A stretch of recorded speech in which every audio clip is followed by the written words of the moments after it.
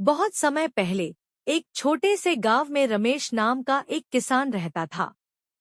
वह बहुत गरीब था लेकिन मेहनती था।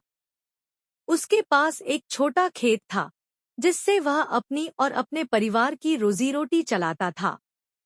एक दिन जब वह खेत में खुदाई कर रहा था तो अचानक उसकी फावड़े से जमीन में किसी सख्त चीज पर चोट लगी।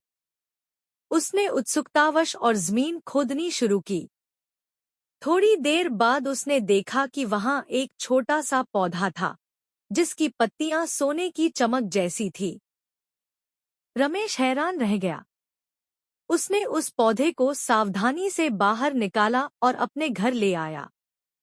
उसने उसे अपने आंगन में रोप दिया। अगले दिन उसने देखा कि वह पौधा धीरे धीरे एक पेड़ में बदल रहा था और उसकी सभी पत्तियां असली सोने की बन रही थी।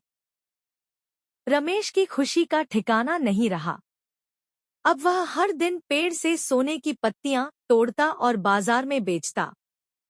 उसकी गरीबी धीरे धीरे दूर होने लगी और वह एक धनी आदमी बन गया। लेकिन उसने अपनी संपत्ति का उपयोग दूसरों की मदद करने के लिए भी किया।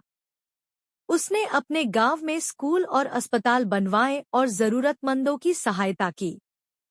इस घटना से रमेश को यह सीख मिली कि धन का उपयोग केवल अपने लिए नहीं बल्कि दूसरों के भले के लिए भी करना चाहिए। सोने का पेड़ रमेश की मेहनत, ईमानदारी और दयालुता का प्रतीक बन गया। सीख: मेहनत और ईमानदारी से कमाया हुआ धन ही सच्चा सुख देता है।